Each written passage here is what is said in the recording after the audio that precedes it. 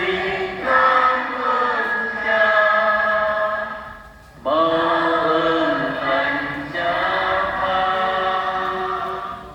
Con xin cảm ơn Cha, ôi tình Cha thương con.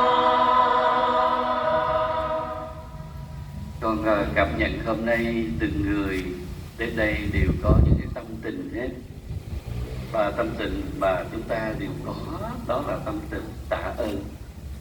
Tạ ơn Chúa vì Chúa đã cho chúng ta được làm người.